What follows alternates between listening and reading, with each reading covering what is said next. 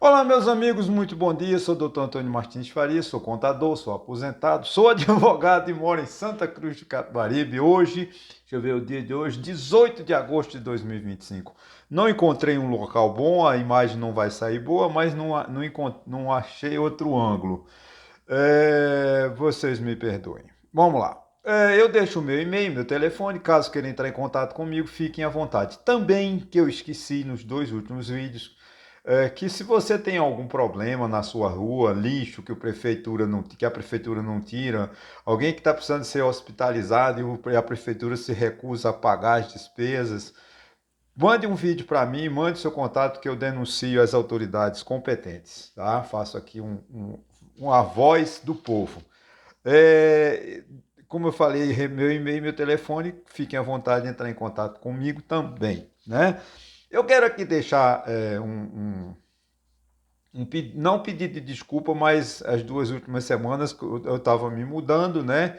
E fiquei 2 dias sem fazer vídeo, mas a partir de hoje, acho que essa semana nós entramos na normalidade. Bom, é o seguinte: Lula chutado para escanteio. Eu abro assim esse tema, mas eu acho que é interessante, né? O União Brasil e o PP, partido de Arthur Lira, né? De o neto de Antônio Carlos Magalhães, dessa turma da direita, né? Eles pretendem abandonar o governo Lula. É claro que a essa altura do campeonato já mamaram, né, nas tetas do governo durante 3 anos e meio. E além de 4 ministérios, eles têm aí os órgãos, né, os órgãos de segundo escalão, que é outra mamata também. Né? A Codevasp é controlada por eles e é o centro da corrupção no Brasil, né?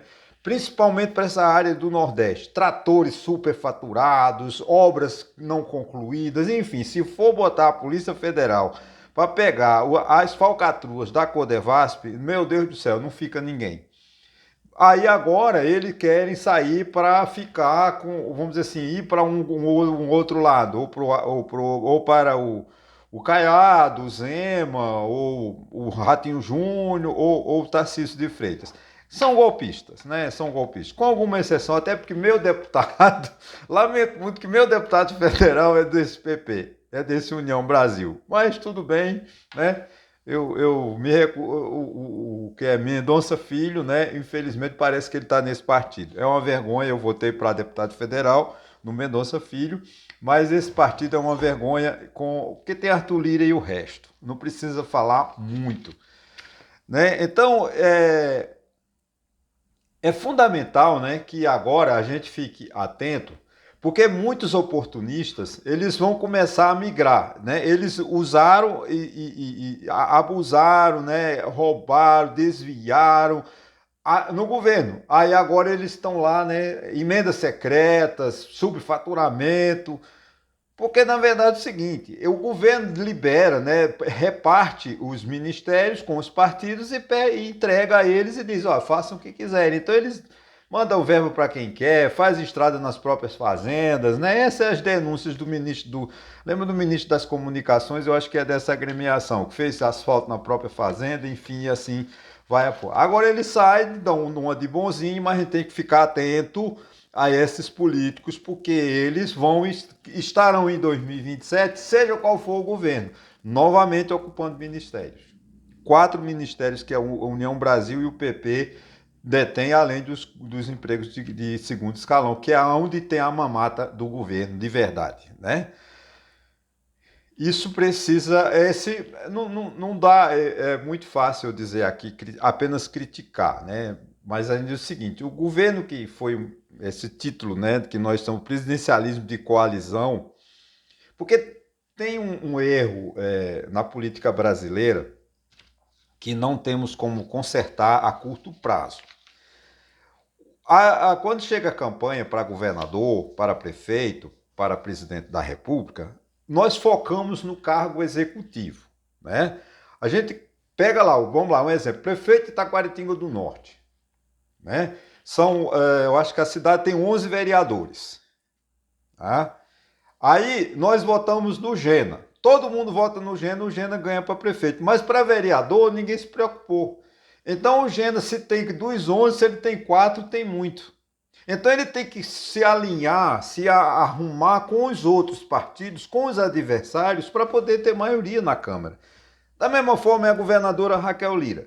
Nós focamos no governadora, né? Era Raquel Lira. Raquel Lira venceu, aquela Marília Reis não conseguiu, né? Que era candidata também forte, parece que foi para o segundo turno Marília Reis. Mas focamos em tudo na Raquel Lira. A Raquel Lira venceu, é governadora, ok. Só que ninguém elegeu deputados do partido dela, ou dos partidos que o apoiam. Então ela tem um problema, ela não governa, por quê? Porque a Assembleia Legislativa de Pernambuco é praticamente contra a governadora. Então o projeto que a governadora manda para a Assembleia não vai ser aprovado. Quando é aprovado é com muita negociação, com muita troca de favores. Da mesma forma, quando nós elegemos em 2022 Lula, nós esquecemos de eleger deputados do partido. Quer dizer, ele tem 50, são 513 parlamentares. O PT, que o partido de Lula, fez apenas 50. Só que para o Lula ter uma folga politicamente, para ele governar com tranquilidade, ele precisa de 248 a 250 parlamentares. Nós só demos a ele 50. Esse é o erro do Brasil. Tá? É o erro a política, você não vai achar isso em nenhum cientista político. Eles não falam disso. Porque é o governo de coalizão. O governo de coalizão é isso. Aí o Lula para 250 votos, 252 votos, né? Que seria o ideal para ter maioria de 2/5, 2/3, enfim, o Lula poder aprovar o que quisesse na Câmara. Bom, aí o que acontece? Ele não só fez 50. Ele tem que repartir, então, o governo em troca de apoio de voto no Congresso Nacional.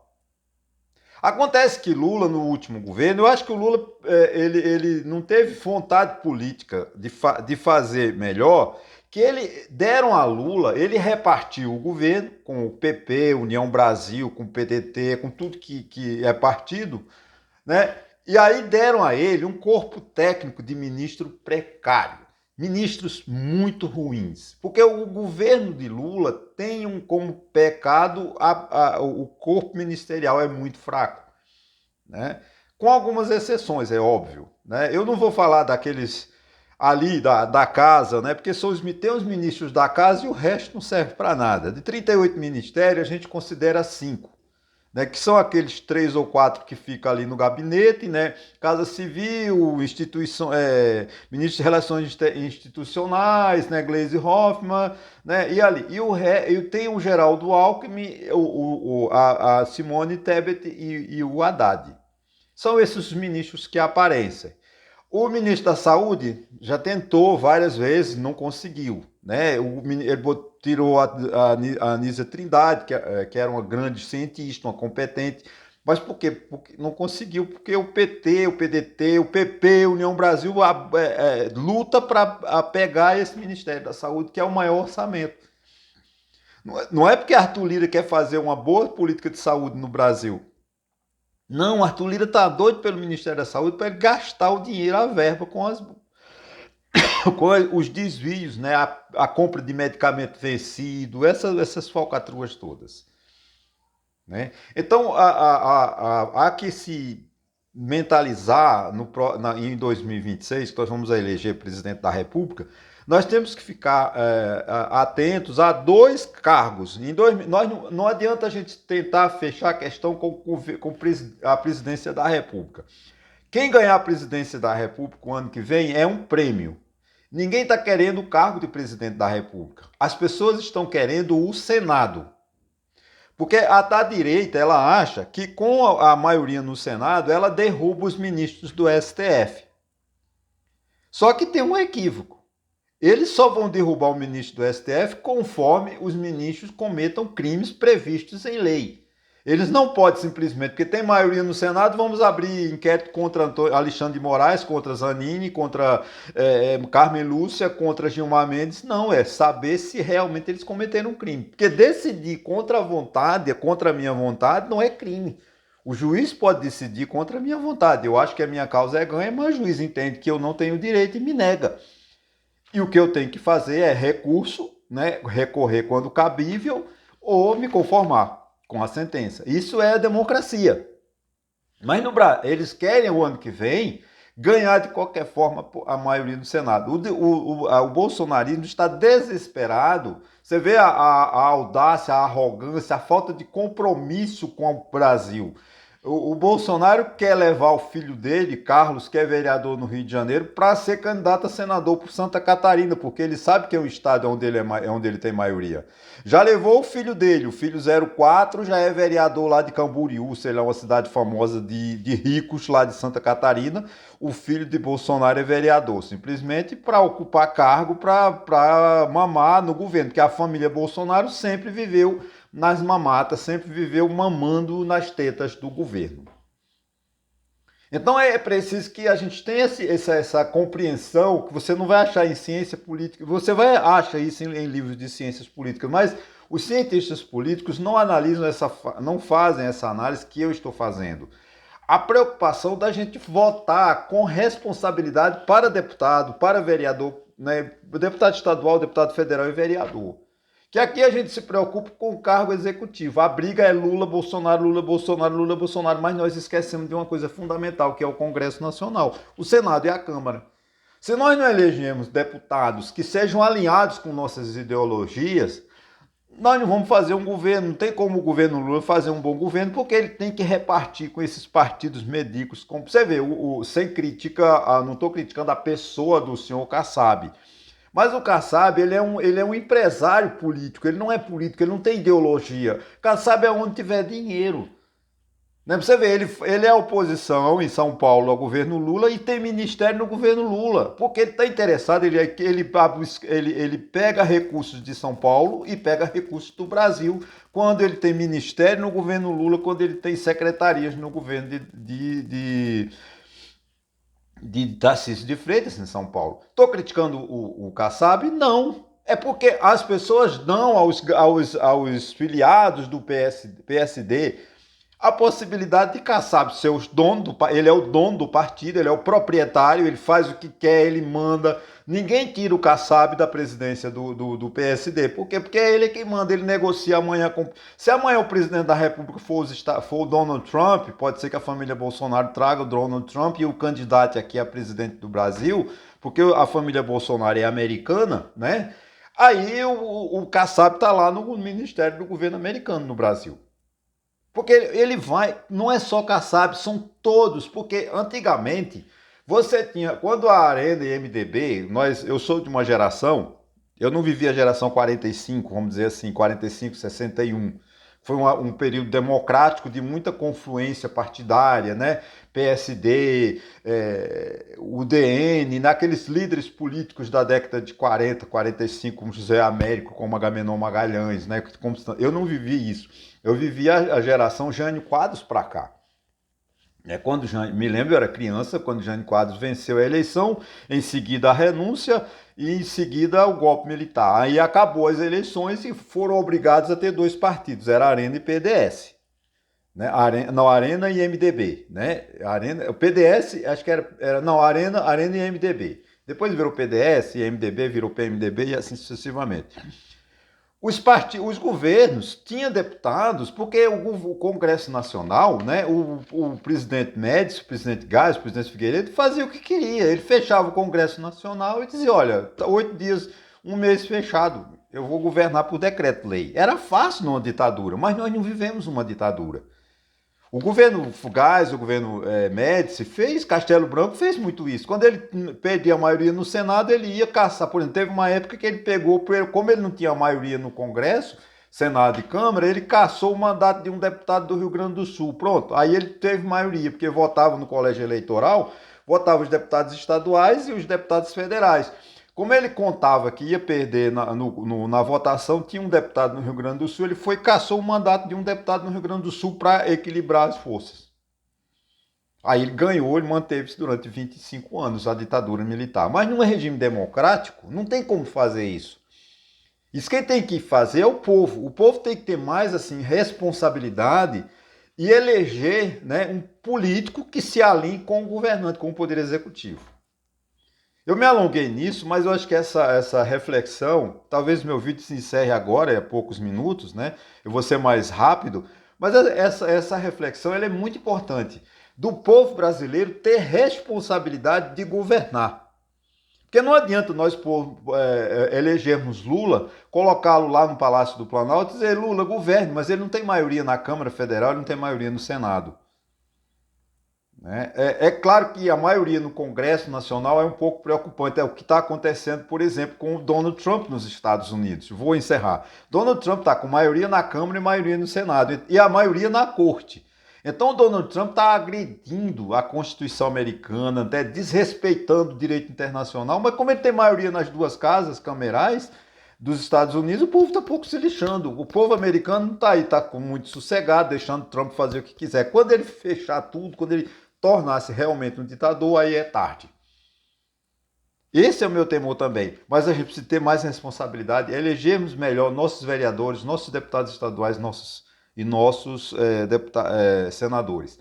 E principalmente em 2026. Devemos ficar muito atentos, porque ninguém está disputando a presidência da República em 2026. A direita não quer saber de ser presidente da República. O que a direita quer é ter maioria no Senado para poder perseguir os ministros do STF. Bom, vou falar mais uns 4 minutos. Zema, vergonha de Minas, lança-se candidato à presidência da República. Está no Estadão, na edição de ontem. Novo lança pré-candidato. Zema, que quer falar que fala em compor com outras legendas. É claro que ninguém consegue ser presidente da República sem composição política, né? O Partido Novo lançou no último sábado pré-candidatura de Zema à presidência da República em 2026 para concorrer com Lula e outros partidos de esquerda. O lema da campanha deve ser, né, varrer o PT do Brasil. É a mesma coisa de Jânio Quadros lá, com a vassourinha, né? Já que eu falei de Jânio Quadros, hoje o Zema deve aparecer com a vassoura tentando varrer o PT do país. Ele já começou criticando o Bolsa Família, então já tem um bom sinal, né? Diz que a culpa do Brasil, dos Estados Unidos perseguir o Brasil é do Brasil. É um picareta mesmo. Pô, aliás, que Minas Gerais realmente pecou ao eleger Zema, essa vergonha mineira, né? Censura da direita. Agora isso é claro que é nos Estados Unidos. O jornal americano Wall Street Journal publicou uma matéria onde informa que a Casa Branca quer obrigar os museus americanos a se alinharem com as ideias de Trump, ou seja, censurando os museus. Aquela peça que não faz parte da é da história, mas eu não concordo com esse personagem. Por exemplo, uma história que nós vamos aqui no Brasil. Jamais o Bolsonaro aceitaria, por exemplo, uma homenagem a Daniele Franco, até porque teve um deputado bolsonarista que rasgou, né, quebrou a placa da rua em homenagem àquela moça que foi assassinada no Rio de Janeiro, né?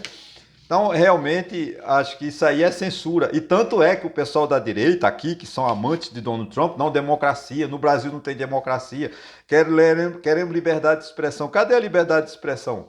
Que está obrigando os museus a fazer a só expor peças, obras que se alinham com a sua ideologia. Isso é ditadura, isso é censura, é ruptura da liberdade de expressão, né? Isso infelizmente, é uma vergonha essa direita, principalmente a direita brasileira. Abrindo parênteses, né, os filhos de Bolsonaro chamaram, que isso é um termo do ódio, é um termo, quando para você, o inimigo, né, o Bolsonaro, ele não tem adversário, ele tem inimigo político. O que acontece? Os filhos de Bolsonaro ontem compararam os governadores de direita que estão defendendo a não tributação ao Brasil de ratos. Né? Realmente isso é a linha de uma ditadura, né? Essa direita que tem como inimigo. Ela desumaniza a pessoa através com apelidos feios, né? E depois quando você é comparado a um rato, você já pode ser morto. Essa é a tendência do bolsonarismo, que é a matar o inimigo, né? Porque não tem adversário para um bolsonarista. O bolsonarista tem um inimigo, ele quer matar o inimigo. Então, ele compara o adversário a um rato. Isso foi muito na década de 30, num certo país na Europa, também era assim. Você queria eliminar uma pessoa, comparava ele a um animal, ele podia ser morto, podia ser fazer feito qualquer coisa que é um rato, não tem valor nenhum. Então, isso é o discurso da direita brasileira, né? Mas vou encerrar assim, os brasileiros não estão pagando as contas, né? Por causa dos juros altos, 77,9% dos brasileiros não estão conseguindo pagar suas contas em dia. A inadimplência tem disparado e já prejudica os bancos e financeiras.